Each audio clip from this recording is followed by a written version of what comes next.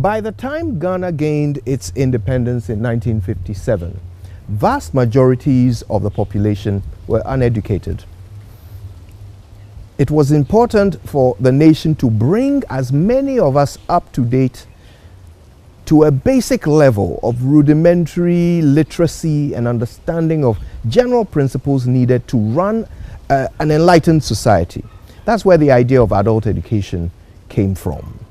For many years, the woman who headed the Institute of Adult Education at the University of Ghana made such a name for herself that in later life, the nation relied on her heavily to lead organizations like CODEO that concerned itself in being an observer of our democracy. She has seen so many of the landmarks of Ghana's development. And today on The Sages, it is our pleasure to sit down and learn at the feet of Professor Miranda Greenstreet.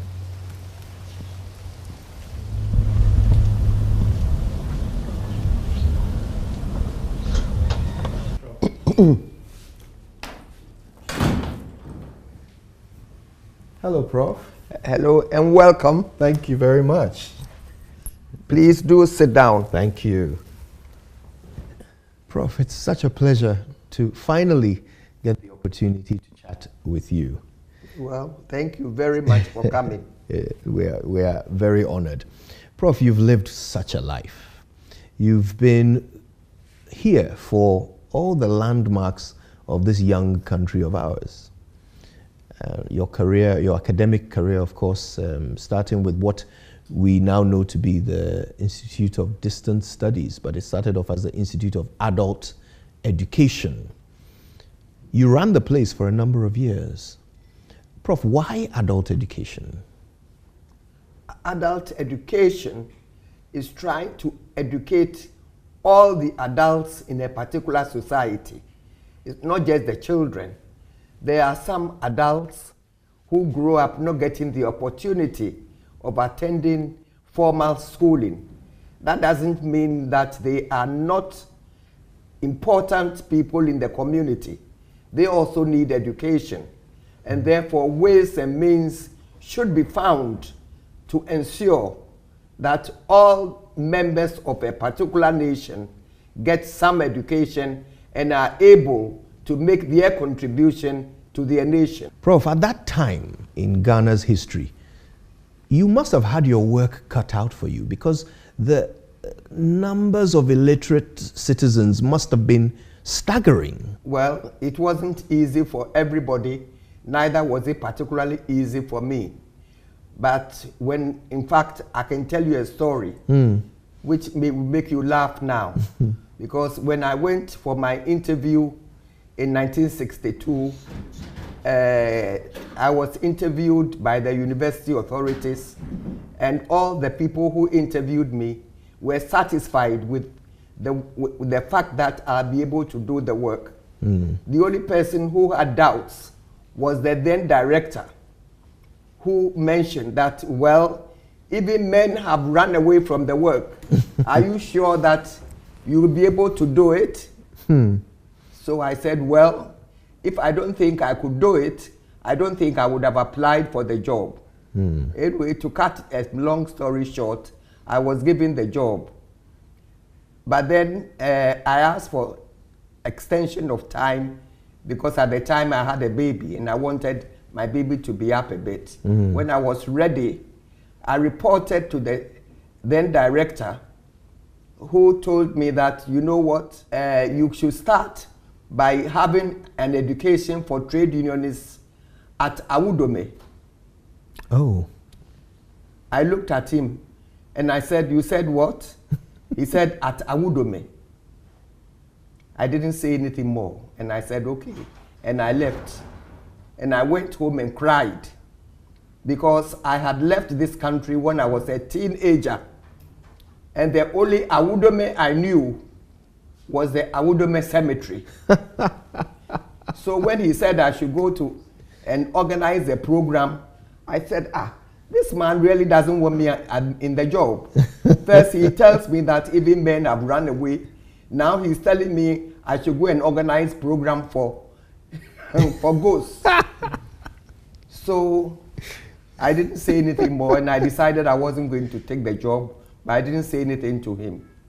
A few days later, my husband was walking around the institute and saw the secretary, and asked the secretary, hey, what did you want my wife to do?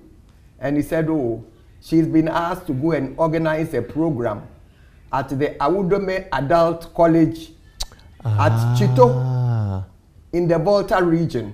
My goodness. So he said, oh, thank you very much indeed. So he came home and said, you see, you've got it all wrong. The director didn't mean anything of what you said about the Awudome Cemetery. He was talking about a particular college. Well, later on, when I started joining the institute, and I told him of my experience, both of us laughed and laughed over the matter. And he really enjoyed me working with him because all my thoughts about him were completely wrong. But because he could see that I was able to do the work, he was very satisfied. Yeah. And I was also more than grateful that eventually I took on the job, because at a point I was thinking, well, this man doesn't want me, so I don't think I want it. So to me, that was the lower point of my work at the institute. Well, it's but good. To talk about adult education, it doesn't mean education, only formal education. Informal education is also very important. In fact, the institute at the time was called the Institute of Extramural Studies. This was even before the University of Ghana started. It was later on that the Institute of Extramural Studies became the Institute of Public Education. Yes. And it remained the Institute of Public Education until 1966. 1966. Right. By 1963, we started using adult education a lot because I was then requested to be a national organizer for the Ghana National Committee Against Apartheid. And I remember Ghanaians asking me, but what has South Africa got to do with us? We fought for our independence. Now you're saying we should go and support South Africa. And I used to have lectures around the country explaining to people that it was important for Africans to support each other. Yeah. Anyway, let me not go on too much about I'm finding it so fascinating. So, Prof, tell us about academia back then, so soon after independence. You must have had the opportunity to interact and hear firsthand Nkrumah's vision for higher education in Ghana. Well, I think Nkrumah's vision more or less was to try and make sure that the education also involved understanding Africa. I think that is why he wanted us to have the Institute of African Studies. At the time, there were some academics who didn't see any reason why we should be having an Institute of African Studies, but we had it. And I think eventually people understood that it was important. Were there many women in academia back then? No, there wasn't that many women, no. But I cannot say that it was because they were discriminating against women. But I think if you had the qualification, nothing stopped them from appointing you. I mean, I was the first person to be appointed into the then institute. But then I cannot honestly say that women were not wanted. But I suppose it will depend on the topic you wanted to start to lecture in or teach in, as well as whether a vacancy existed or not. At the time, academics were more interested in teaching and research. But with us in our institute, we were more interested not only in teaching and research, but in also helping the Ghanaian public to become better educated. And that is why workers' colleges were set up around the country. Yeah. So that people who were working could study part-time, or people who did not complete their education for one reason or the other could come on a part-time basis to study, to continue. And to me, I was lucky that what should have been a very low point in adult education at the time, in the 1980s, when I was the director, really became one of the high points for the institute. Because if you remember, or if you know, I don't know whether you know, the 1980s, when we had just had the coup d'etat, and therefore Ghana, many people left Ghana to seek greener pastures. Yes. And this happened in the university. But this was the time when I managed, through international connections and organizations with governments, to secure more funding and more resources for the institute at the time. Wow. So we had, you know, connectivity with organizations like the DVV of Germany, of the Canadians, of the Danish government, the British Council, and so on and so forth. So we were very, very lucky that they brought us a lot of resources. And because of that, we were able to build workers' colleges around the country. We built the Kumasi Workers' College, the Sunyani Workers' College, the Koforidwa Workers' College, the Wa Workers' College, which is now the university. We also built one in Ho, and the Accra Workers' College, of course, was already working. Well, I had a bit of problem with the Kumasi Workers' College, because when we started, somebody started claiming the land. Oh, goodness. That we were building on. So I had a friend, and I asked the friend for assistance. So the friend traveled with me to Kumasi, and she said we should go and see the Queen Mother. We went to see the Queen Mother, and the Queen Mother, she told the Queen Mother, look, this lady is not an Ashanti, but she is trying to help your children to have education, and she is being persecuted by people who don't own the land. So she said, leave it to me. After that, we had no more problem. Fantastic. Yes, so we were able to do everything without any headaches. So we got a lot of resources. And even the finance officer at the time at the university said he was surprised that even though government funding was low at the time, because of the circumstances of the time, he couldn't understand how the Institute of Adult Education at the time had more resources and had more money than the whole university put together. Wow. So I said it was all because of I know, connectivity and getting involved with outside organizations who were prepared to help us. We were able to get vehicles for all our members of staff through the Canadian government. We even built a dam in Bolgatanga. We managed to get photographic equipment. We got printing equipment. We got even computers.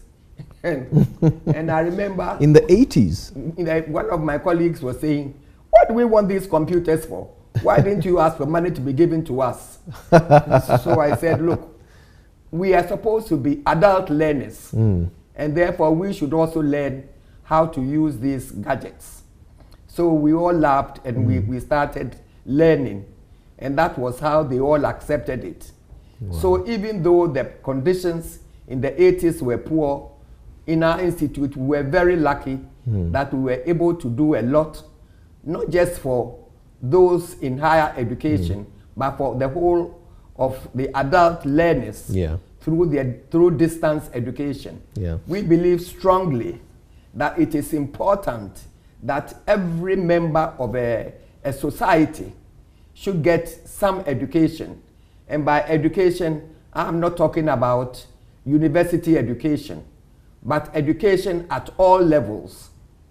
Whether you are a farmer, whether you are a carpenter, whatever you are, if you are properly educated, you will know your civic rights and responsibilities, and you will be able to continue to more or less help your society develop. Because you become more incentivized, because you need more resources. You become a better entrepreneur, and so on and so forth. So we believed in education for all levels, and not just education for the few. Prof, let me ask you this. In Ghana today, there are several more institutions and organizations that claim to be concerning themselves with adult education than there were in your time. Today we have the National Commission on Civic Education. We even have agricultural extension officers who are ostensibly educating farmers and agricultural workers. We have all kinds of organizations that all say that they are offering education to adults in all communities across the country. But would you say that adult education today is better than it was back then? Well, I do not want to say it is better or worse. What I would like to say is that if they are doing these things, I hope that they are getting sufficient resources to be able to do it properly, that they themselves are able to teach the people properly so that they are incentivized to also contribute towards the building of their nation. Because to me, education is the bedrock of nation building. So it doesn't have to be necessarily the institute at Lagos. They can be any institution doing their best. But I have not actually surveyed it to know whether they are doing enough or not. But it pleases me that people now understand that it is important for everyone in the society to get educated in their own fields of learning or working. You know, everybody needs to be educated. And in the education, it should not be education for the few, but education for everybody as well. And it should be based on what you can learn. And luckily, in the world today, there are so many different ways of learning. It doesn't have all to be face-to-face. You have online, and you can do it by distance. You can do it, you know, weekends and all that. So there's more technology in helping people to be better educated today. And we need to empower people to be able to continue with this kind of education. Prof, you talked about all your efforts in the area of fundraising and how you kept the Institute going in spite of the difficult times that the nation was going through in the 80s. Fundraising has been a big headache for tertiary institutions for a long time, for as long as I can remember. What do you think are some of the lessons from your time that today's tertiary institution, today's vice chancellor or head of an institute or head of department or faculty can learn from how you did things, which might stand them in good stead today in organizing as much help from across the globe as possible? As I said, you need to be part of those organizations. You need interconnectivity so that the people know you and they know the kind of work you are doing, and they know the advantages that it is offering to the public of your nation.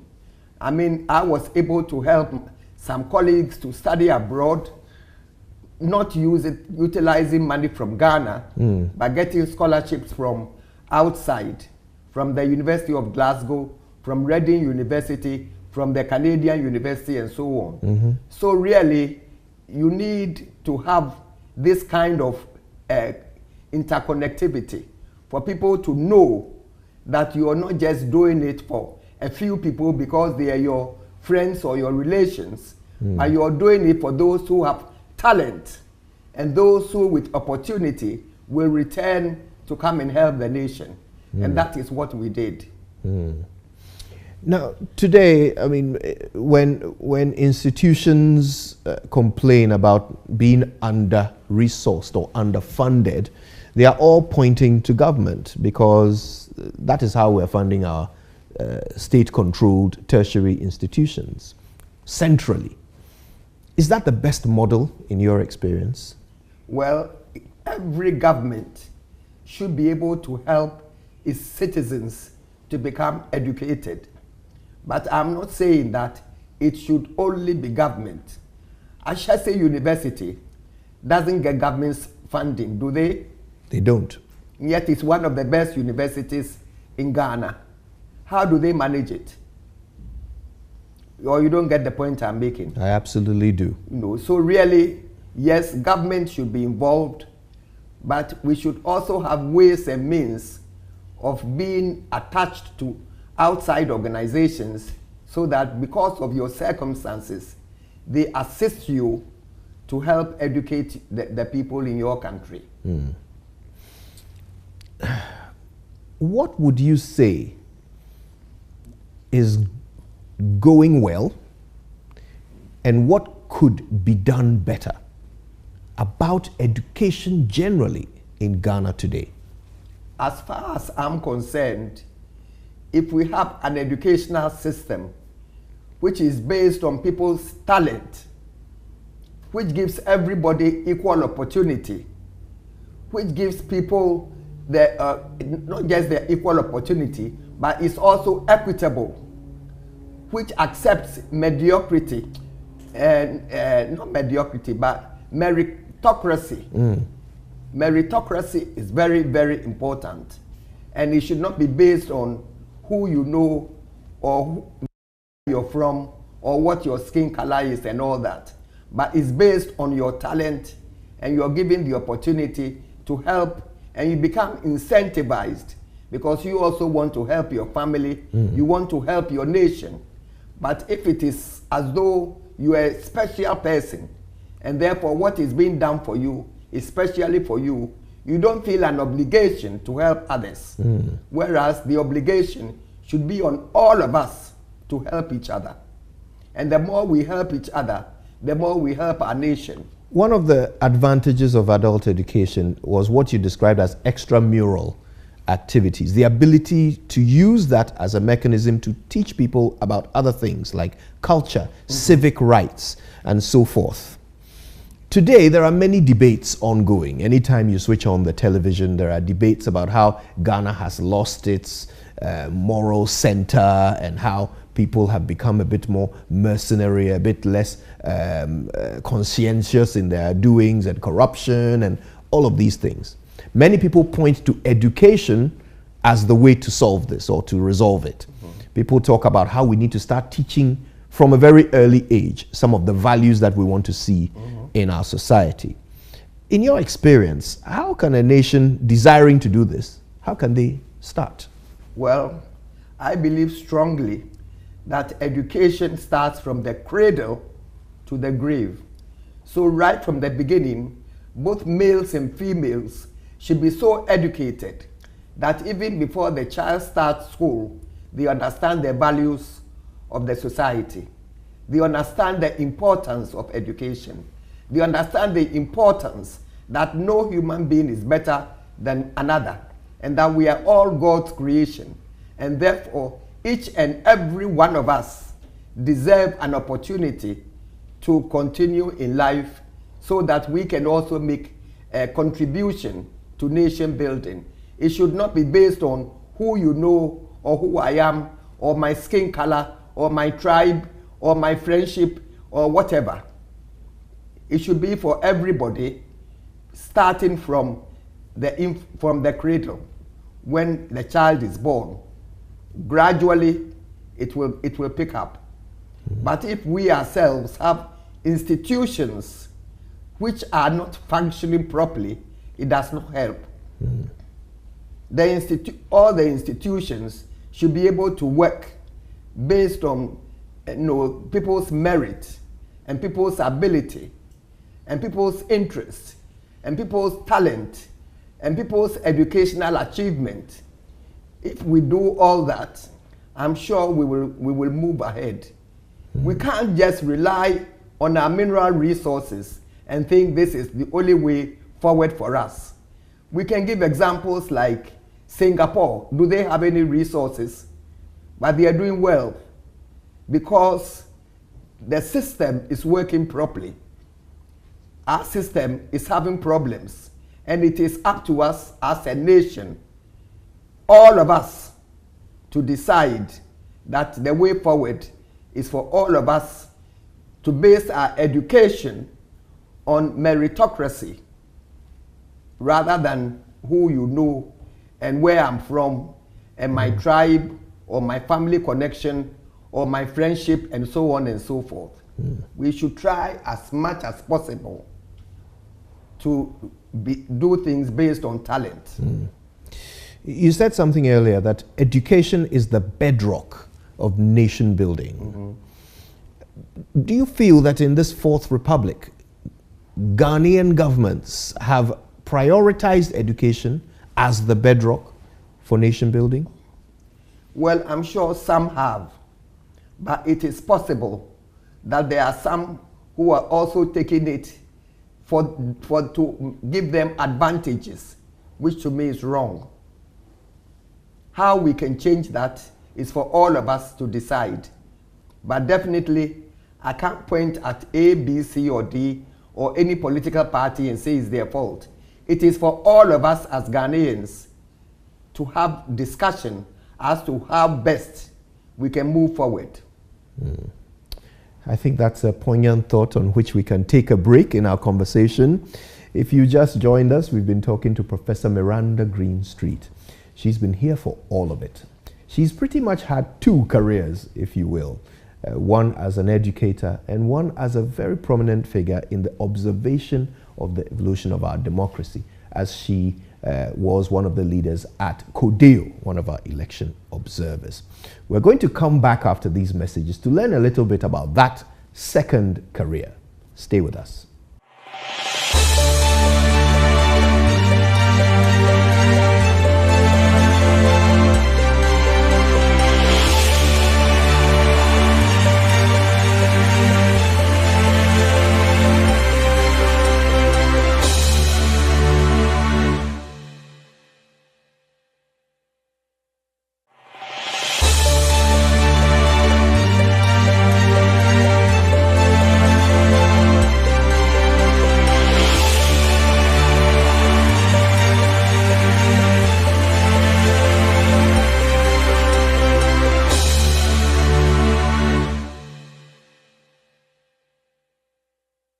You're welcome back.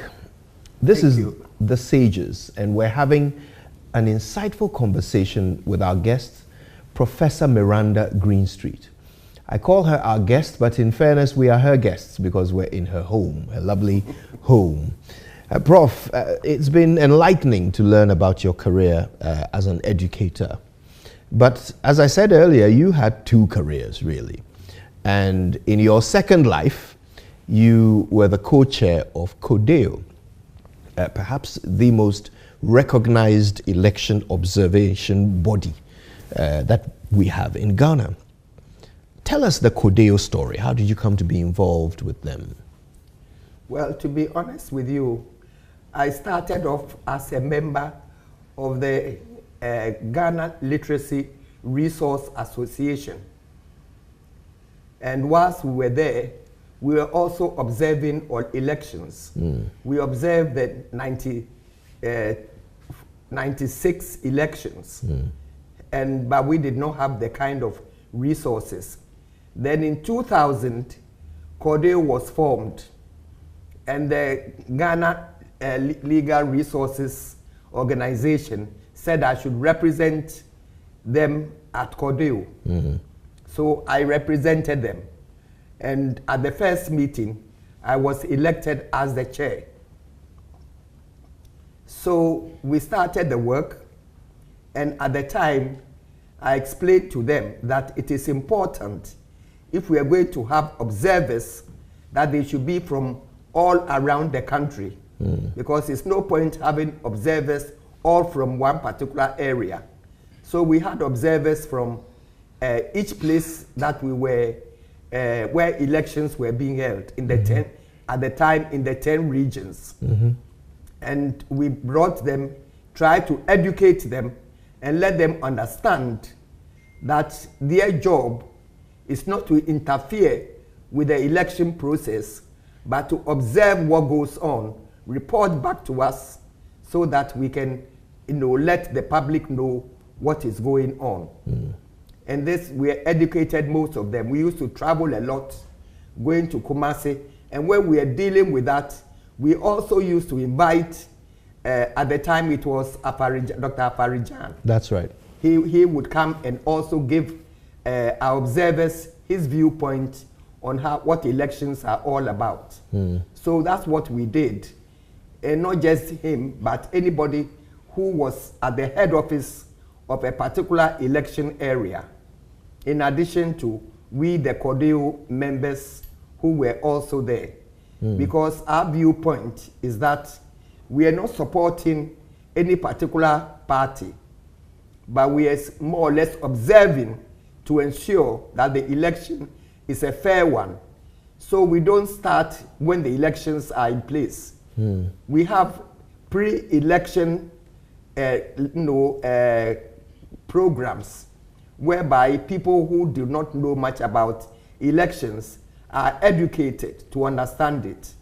And we bring in the police as well, so that if they see policemen at the election center, they should know that the policemen are not there necessarily to cause chaos, but to help to ensure that if there's a problem, it can be sorted out. So there was a lot of education to be done. But we had, people from, we were also connected with an organization from the US, which also helped us by sending people to come and explain to our observers how we should go about it.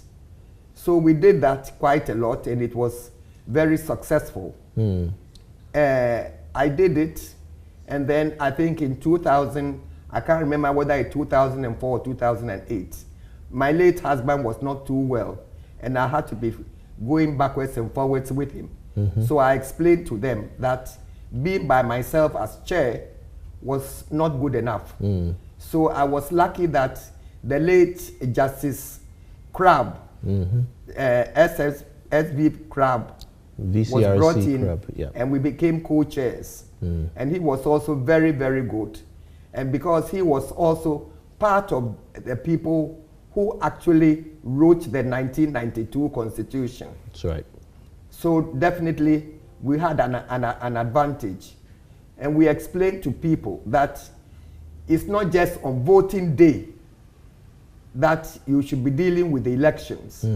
Pre-voting, people should understand their rights and responsibilities and what to do, and not allow themselves to be influenced. I'm told that these days, the election is all about who gives you most money.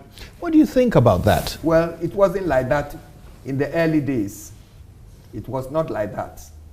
But then I suppose it's because of hard times, people are prepared to take bribes and things like that. But that should not be the case. But if we educate people enough to understand their civic rights and responsibilities, they will realize that the election is their duty to ensure that they elect the right people to represent them in Parliament. So you don't have to be bribed just to go and elect anybody. But when you're electing someone, you're thinking of who is the best candidate or the best person to be able to show concern for your problems in Parliament. It takes a lot for people to understand that. And even the Organization for Civic Education, I don't think they are able to do as much as they should be doing, because really it is their work. But at CODEO, we do pre-election education for our observers. Anyway, we did our best, and because of that, I was even invited to be a member of the International Council for Presidential Studies, which is the worldwide election body. It is based in the UK. And we did a lot in South Africa, in Jordan, in Mexico. I even brought them here in 2018 for us to have a program in December. They were here when we had the Ayawaso by-election. Yeah. And for the Ayawaso by-election, you know, there was a problem. Yes. So they asked me, is this the kind of election we are having here? Because not all of them had left. So I said, well, it is a problem, but we have to investigate to see how it was. At the time, my vision wasn't as bad as it is now. So I was going around having a look at what was going on. Having seen what was going on in this area, I reached ANC, and in front of that, there was election going on there. I walked in, spoke to the election of people from the from the election body, electoral commission, and I asked them how they were getting on, and then one of them told me, "Hey, do I know that there's shooting in Bawalishi?" I said, "Oh, how can there be shooting in Bawalishi?" Once we were talking around like that, then we saw some people driving in cars, stopped by where we were, grabbing the telephones from people who were coming to vote. Oh. And they were masked and whatnot. So they rushed off and went back, and some of them threw the telephones back again. So when we finished there, I asked my then driver that we should go to Bawalishi to go and check on what was happening. And my driver started saying, "Oh, please, please, please, we shouldn't go." I said, "Why not?" I said, "I can't be co-chair, and I hear there's a problem, and I don't go and see what the problem is." Were you not afraid? And he said, "Oh, I'm also begging you, because my dear wife is having her first baby, and I haven't seen my own child yet, and you want me to go to a place where they are doing shooting. What can we do with the shooting?" I said, "I'm also begging you, even though I pay you, please, let's go." Prof, were you not afraid? Well, that is what he was saying, that I should be afraid. And I said, it is not after I've asked some people to go and do a job of work, I hear there's a problem, then I turn my back on them. I can't do that. So eventually, he took me to the place. When we got to just by the side of the school, he stopped the car. He said he's not going in. So I got out and I went in. And as soon as I got in, the observer rushed to me and said, "Hey, you've just missed the shooting." So I said, "What happened?" And he said the shooting was so bad that even the election, people had to stop the election because of what was going on. So I said, "Have you reported to headquarters at CDD?" He said, yes, he had reported. But he said he's very grateful that at least I came to check up on him. So after that, I came back to my driver, and he was still crying in the car. Because he said, I don't want him to see his first child. My word. So I said, look, I now feel satisfied that at least I've come to check up on my colleague. Yeah. But let's go to another one. He said again. I said yes. So we went round a few before we stopped. Prof. So yes, I mean, when my vision got bad, and then my husband also departed, just this last year, I told them I don't think I can continue as co-chair. And they said, "Oh, why not?" And that. So I said, because I can't read on paper.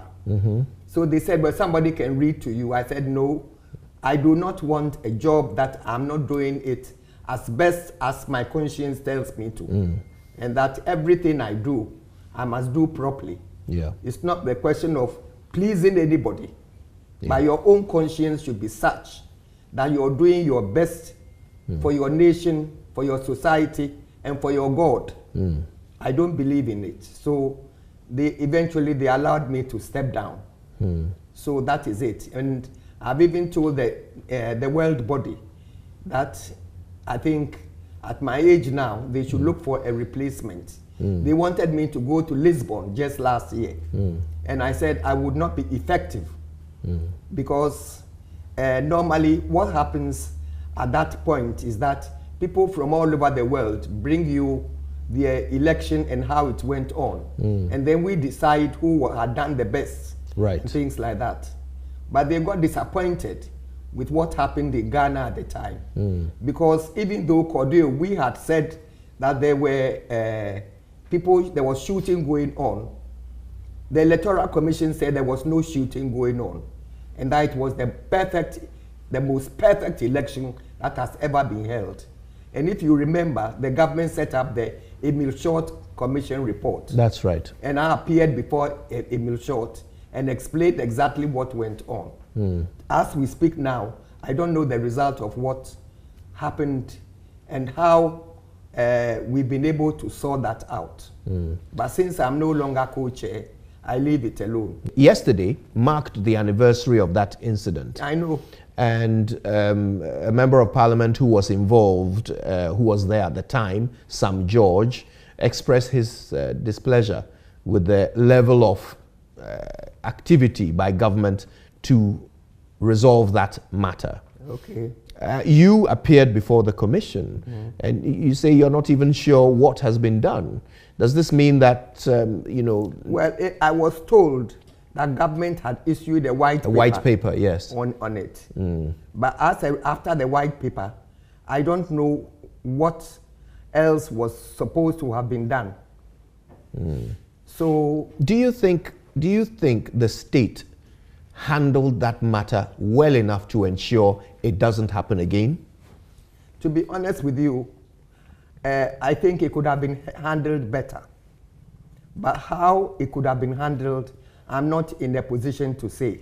But definitely, if people were going around shooting and they were in police vehicles, then it means they can be identified. But I don't know whether they got the information correctly or whether it was properly reported to government or not. That I do not know. No. So, but I'm no longer a member of Cordell. Of course, since last year. But then I have actually also done my best for the Barco Trust Fund. I was chair of the Barco Trust Fund from 1980 to 2001. And at the time, Barco was helping schools around the country by means of getting them vehicles and books and whatnot, and helping them to avoid having, school under trees. Yes. Even Barco built a place at Legon for postgraduates during the tenure of Professor Bene. Yeah. Because he asked that we should do it. And I said, well, I don't decide on my own. The whole committee has to decide. And we came here, we decided, and therefore one was built. We built another one in Cape Coast. But we had already done one in Kumasi. And even we were able to build the whole Barco Trust building on a mere $150,000 at the time. Wait. The whole building. How did you pull that off? Well, how did we do it? We explained to people that it is a charitable organization, so it's not for profit. So we don't pay anyone who is working for the organization as though you're working for an outside organization. So that the architect did the architecture without charging us. Oh. Yes. That's a big chunk saved already. Yes. The people who were also building it did the same. They said they were charging us only for the materials they were using, because that is what we expected them to do, since it's a charitable organization. Even when we were trying to get the land, and I went to the Lands Commission, the person who was there said, but why should he give land for us to go and build for people we don't know? So I said, it's a charitable organization. So he said, what's that? And then what is Barco Trust? I said, Barco Trust is for you and me. He said, what do I mean by that? I said, I mean that the organization is to assist people doing science and other objects that are charitable in nature for the whole of Ghana. And therefore, what is being done is not for an individual. He said, well, if we are building for somebody we don't know, we should come and build for him. So I said, we don't do that. Yeah. Anyway, when I went, I explained that to my colleagues. And we decided at the time to build 2 bungalows for the Lands Commission. We said we weren't building for any individual. But if this is the basis under which we are going to get the land, then it should be for the Land Commission. We even bought 2 houses for the staff at the place at beyond Medina for the staff. Adenta? For the staff.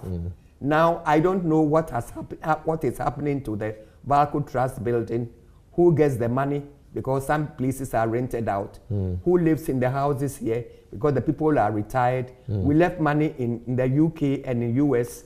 I don't know what's happened to it. But I'm no longer on the Valco Trust, as I told you, from 2001. So I don't know what goes on. But I don't know what they are doing currently to assist the underprivileged in society.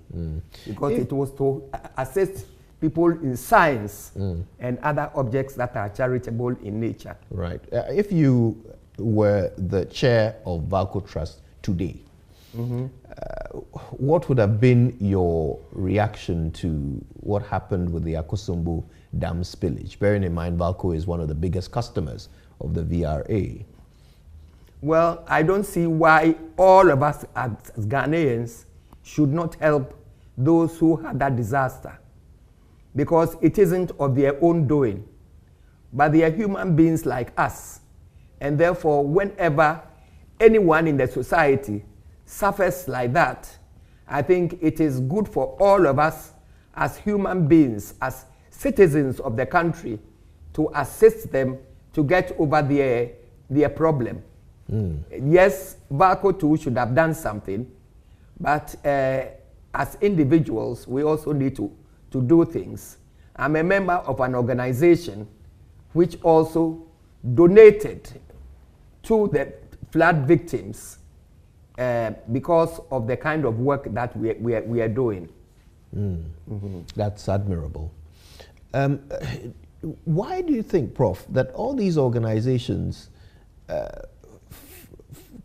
wanted you at the head of their boards? Kodeo almost didn't want to let you go, even when you were insisting that you felt you weren't able to operate at the same levels because of your failing sight. Everybody wants you on their board. Why do you think that is? I don't say that everybody wants me on their board. That would be too much for me to accept.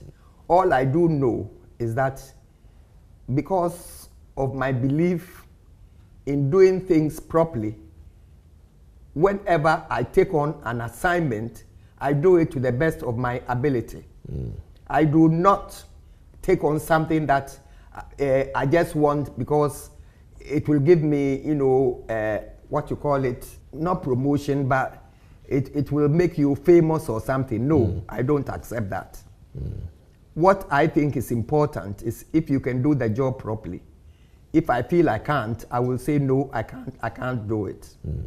I mean, recently, the organization I belong to in our church, the Mothers Union, they wanted me to chair a harvest.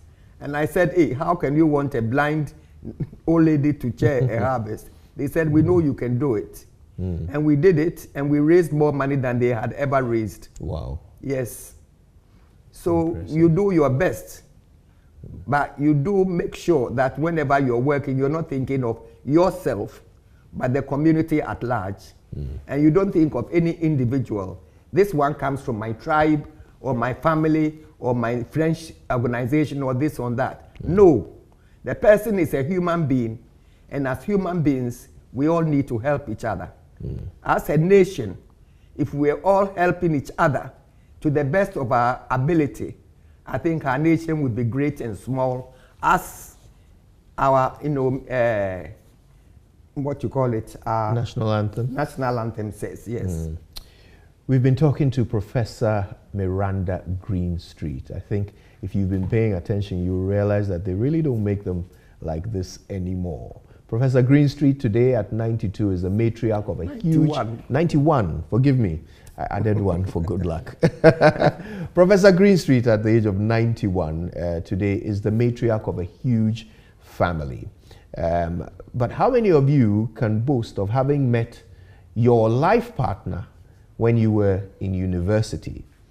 Well, that's what happened to her. She'll tell us that story and the story of her family life when we come back from these messages. You're welcome back. On The Sages today, we're getting to know all we can about Professor Miranda Greenstreet. Her name actually needs no further explanation. At all turns during the evolution of our democracy in the Fourth Republic, we have seen her contribution as the leader of the observing group CODEO. But before that, she made her bones in academia, where she spearheaded the growth and development, the expansive growth and development of adult education here in Ghana through the Institute at the University of Ghana. Now, before we leave her, we're hoping to learn as much as we can about her own private, experiences as a Ghanaian, growing up since 1933 in the Republic of Ghana. Well, actually, the Gold Coast before then. Prof, now before we get into, all the interesting stuff about your personal experiences, there was something I wanted to ask you about regarding your role at CODEO as an observer, because I think you would have been very well placed to observe this. It seems that in recent years, whichever party is in government seems to agree with everything the Electoral Commission does, and whichever party is in opposition disagrees. What explains this? To me, it's very, very unfortunate, because when Dr. Farijan was the commissioner, he worked with whoever was in power, because he was doing his work as an electoral, head. Mm. But it seems to me that perhaps because of the way parties now want to get into power by fair means or foul, they try to find ways and means of getting involved with what the electoral commissioner is doing, by which is unfortunate. And I hope that head of electoral commissions will not agree to do this kind of work, because it is not to the advantage of Ghana as a country. As I explained to you before, I have served on the International Center for Parliamentary Studies, which monitors election worldwide. And wherever you find cases like this, it puts the country involved into disrepute. And I hope Ghana should not be in that kind of a category. So I will plead with whoever is the electoral commissioner to do his or her work properly, irrespective of whichever political party is in power. This is what Dr. Farijan did. And I'm hoping that subsequent electoral commissioners will follow suit and do the same. So you feel this problem started after Dr. Farijan left office? I think so. Well, since then we've had the two ladies, Charlotte Osei and Jean Mensah. Do you feel that? Well, to me, it's unfortunate that both of them happen to be ladies, because I would have expected females to do their work irrespective of who is in power. So I find it stressful that such allegations are passed on these two ladies. And I hope for maybe the next election it should not be like that. There's a lot of talk now about whether or not to move elections to November. And there are many groups that are calling for it. But there seems to be some disagreement about whether that should be done for this election or the next one. What do you make of all of these proposals? Well, to be honest with you, I think right from the beginning, it was meant to be November, but somehow or the other, both of them were held in December. So at a point in time, and I don't know the reason why some parties want it accepted and why the other party doesn't. But I think at a point in time, November would be the best time. Well, thank you for that. I think now we can get into the conversation about your, personal experiences. And it's a very nice setting for that conversation in your lovely garden.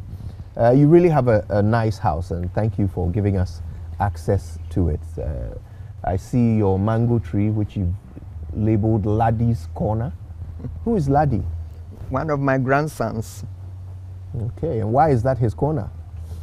Because he planted the mango tree when we were building the house. Oh. How many years ago that must have been? Well, let me be honest with you. When we first when I first wanted this house built, my late husband did not want it at all. Why not? He said this place is too far from Legon. Ah. And he called this place the Ejake place. What does that mean? Ejake means it's far in Ghana. Right. Your late husband spoke fluent Ghana? Oh, a few words Ghana, a few words Tree, yes. Ah. And I told him that as far as I'm concerned, I'm a Ghanaian. And I would like somewhere where one day when I retire, I can come and live. Believe it or not, on one occasion when I had gone to Canada to do work for my institute, by the time I came, he had moved here. Isn't it funny that there was a time when East Legon was too far from Legon? Well, that's what I'm telling you. My husband felt that way. And when we came here, this place was more or less like a semi-forest. There was no water, no electricity. We brought it all here. Wow. And I told him, all I want is just one room somewhere where we can call our own. Because the University of Ghana has a policy that once you retire, you leave the place. And I think it's a very, very good policy. And because of that, you don't have people staying there for long lengths of time when they have actually retired. Otherwise, there won't be a place left for the younger generation. And I do not believe that just because you've worked in a place, you are entitled to stay in the house that you've been living in for the rest of your life. So I was happy that at least we managed to get a place. Yeah. Let's talk about your family for a bit. And you've already mentioned your dearly departed parents, who of course was your late husband. You met when you were in university, London School of Economics. Yes, we did. Tell me about that.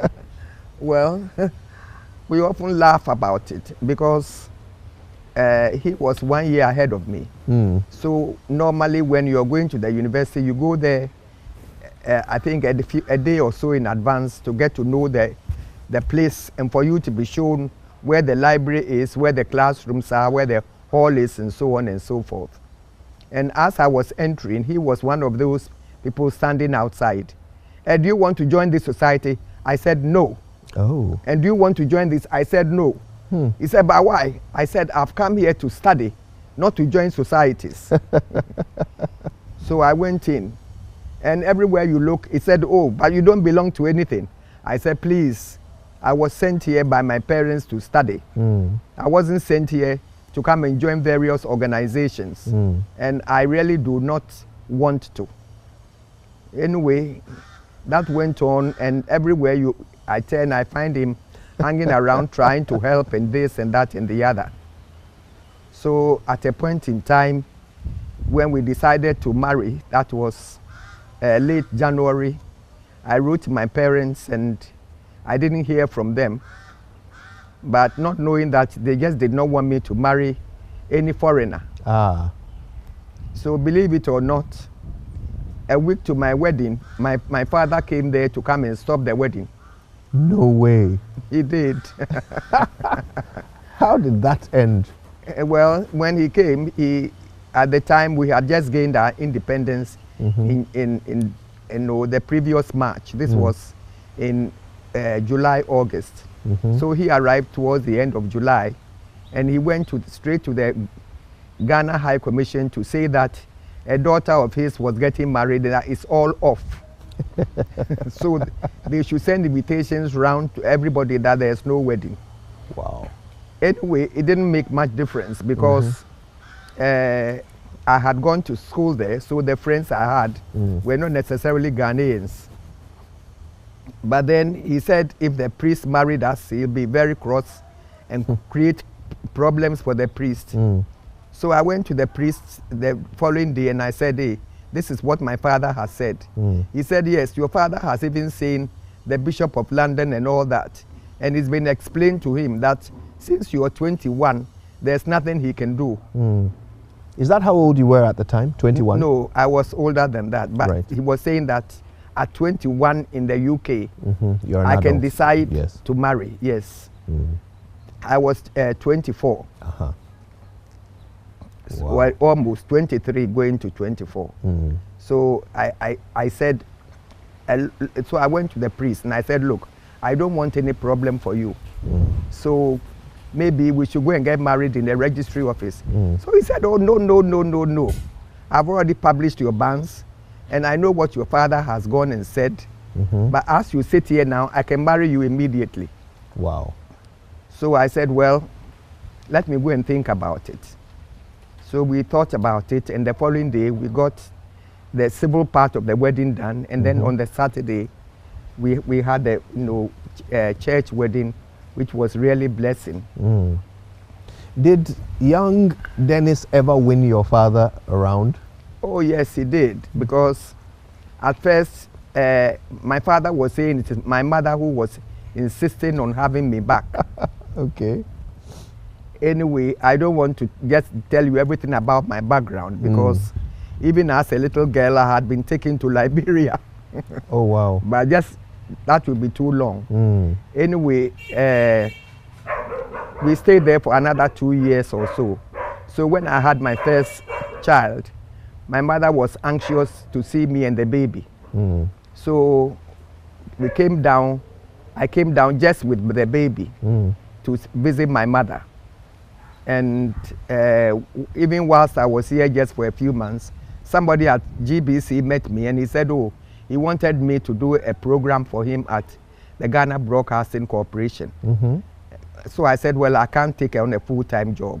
So they said, oh, it can just be a contractual something. They wanted somebody to help with features writing and producing, which I did. But then after a while, after a month I hadn't returned, my husband came down to come and take us back. But when he came, he was persuaded to more or less apply for a job at the university, and he got a job at the then College of Administration, which is now the University of Ghana Business School. That's right. And he stayed there for quite some time as a professor too. And he was even master of Mensa Saba Hall. Oh, really? Yes. So, he really integrated with everybody. Yes. So perhaps he has GBC to thank for his long life here in Ghana. Oh, I can't say it was GBC because at GBC, I didn't stay there for long. After I was there, I was asked to do commentary when the Queen visited Ghana. So I did a commentary with the then Festus Adai. This must have been in the early 60s. Yes, 61. So you did the commentary on GBC of the Queen's visit? Yes, I did the commentary, yes. That is fascinating. So, but then I did not want to just stay at the place. They wanted me to continue the work there. But I decided to be working not far from where my husband was. And that's when I applied to work at the institute because I was also interested in the topics. Yes. So by then you had your first child. Was that Ivor or Ian? No, it was Ian. Even he is here now. Oh, I see. But he'll be going, is it Saturday? Ivor is my third. Right. So Ian, Isobel, and then No, Ian, Yvonne. Yvonne. Yvonne is currently, she even won an award as the best farmer person in the US for 2023. Really? Wow, you She's do a have doctor an anyway. illustrious family. Well, everybody has to work. Yeah. My husband believed in everybody working.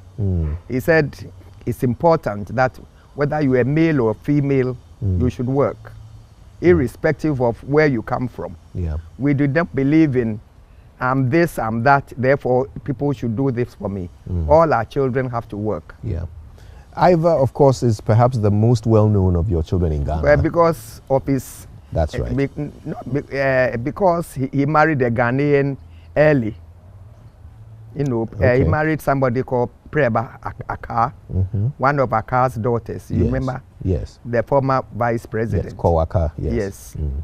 Yes. So that's why he also stayed. And the reason that I also retired from the university is when he had the accident. Yes. Yeah, I felt that I had to help take care of him, not just the wife.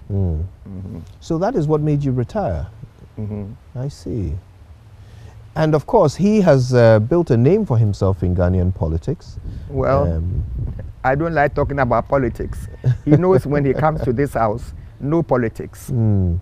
But I mean, just having a son who is in that space, from everything you've observed, how does it feel to be the mother of someone who puts himself up for election, you know, well, by I Ghanaians? honestly was not the one who encouraged him. It was his late father-in-law who encouraged him to be in politics.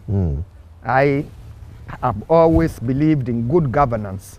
I know you need politicians to get good governance, but personally, I'm not in that direction whatsoever.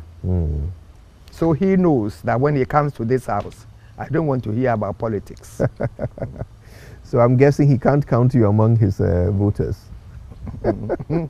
He knows when he comes here, we talk about family matters, not politics. No. Right. I mean, politics is important, don't get me wrong.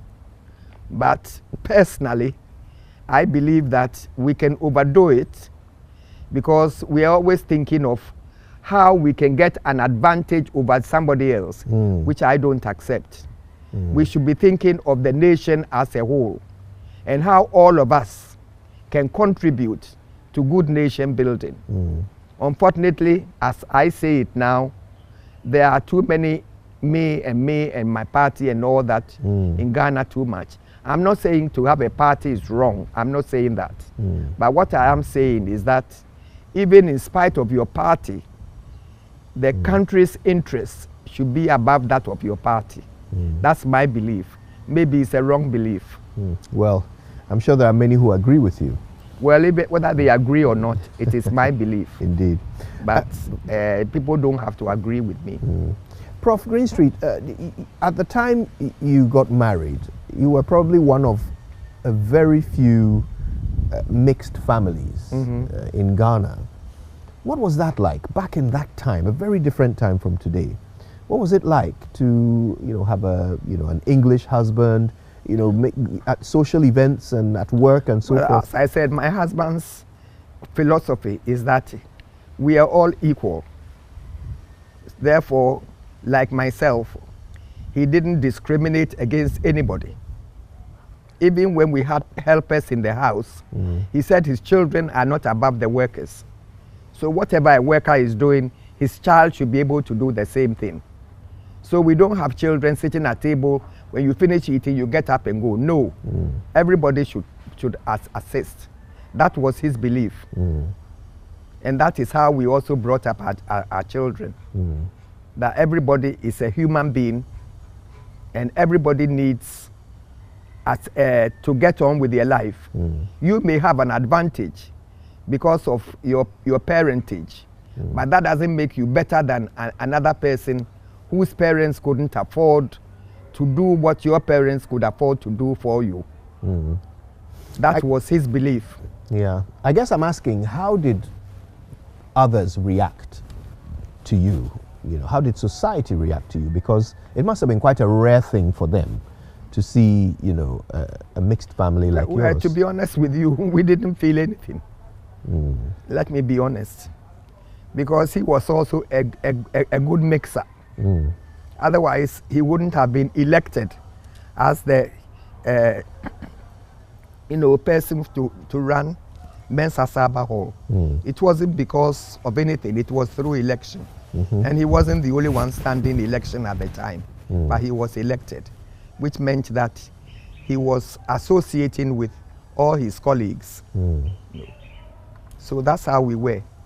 We were not discriminating against A, B, C, or D, or only wanting to be part of an English group or whatever. No. I mean, people used to say that when they had English visitors, they should come and see him for advice. And the advice he will give you is that everybody is a human being.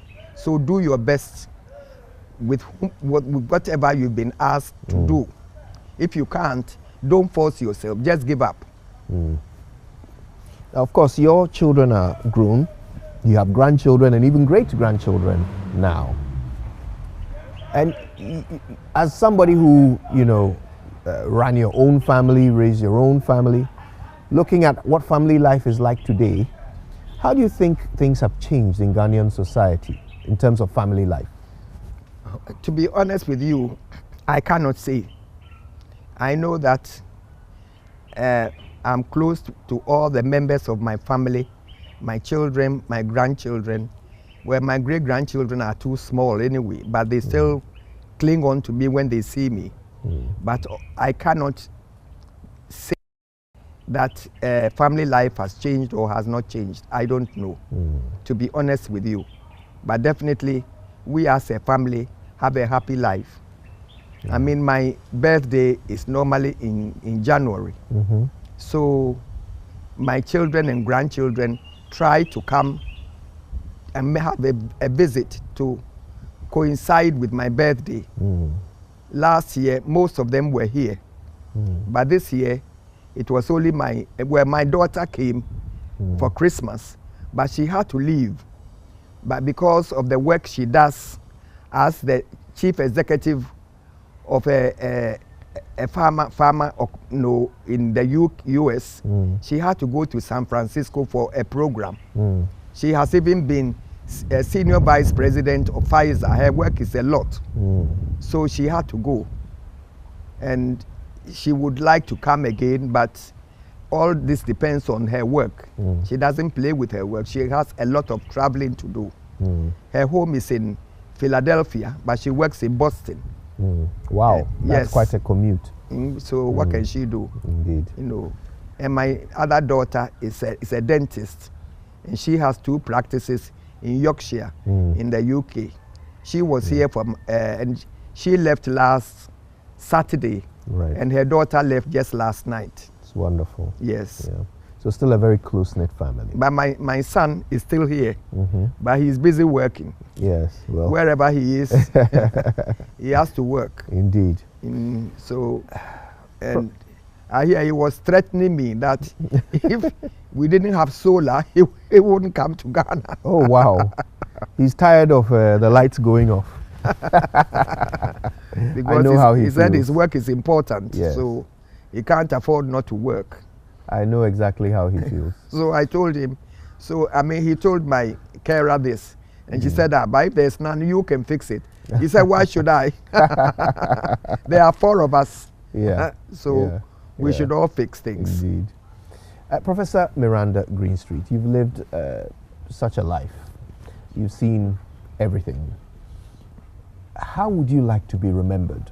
The way I would like to be remembered is that as members of God's creation, we have to support each other.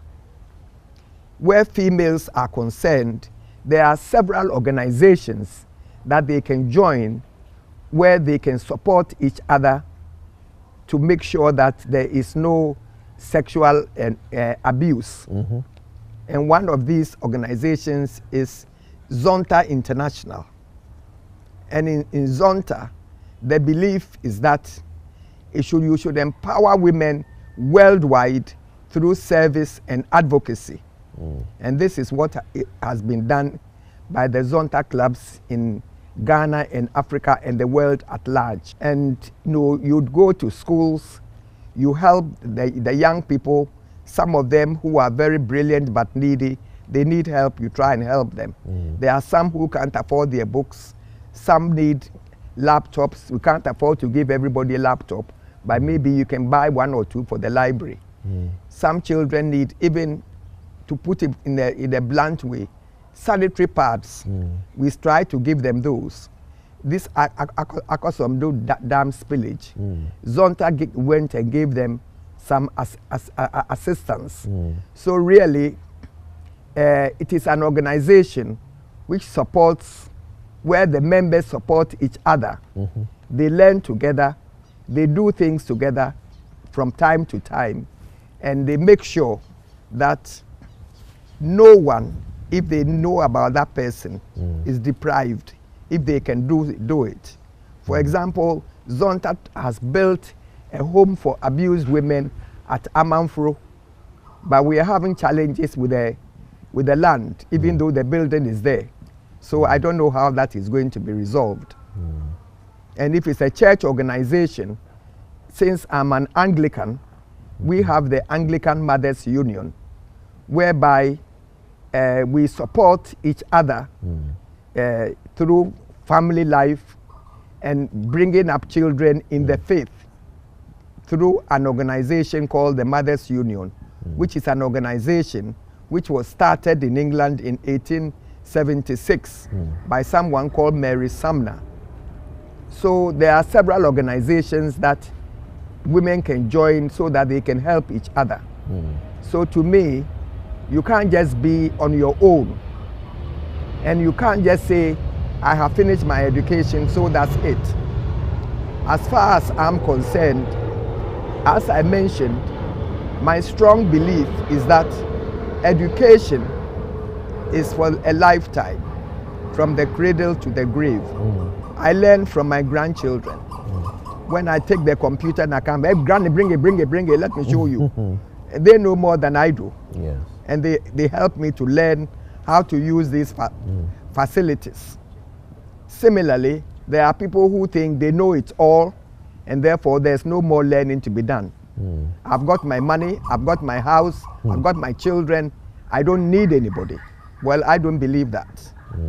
As far as I'm concerned, you keep on and on learning, helping others to learn, and being an advocate for the underprivileged in society. Maybe it's a wrong policy, I don't know, but that is my belief. Well, I'm sure it will not be difficult for you to be remembered for all the help and support you gave to your fellow man and woman in your lifetime. It's been such a privilege spending time with you in your home. Thank you so much for having us, Professor Greenstreet. Well, I'm the one who should thank you, because I don't like talking about myself and about, all the organizations I belong to or awards that have been given. But I just thank God that I'm able to, associate with like-minded people to help others as well. So thank you very much for coming. And that's where we wrap things up on this edition of The Sages. Professor Miranda Greenstreet has left us with a lot to think about. Until the next edition, have a wonderful time. Bye-bye.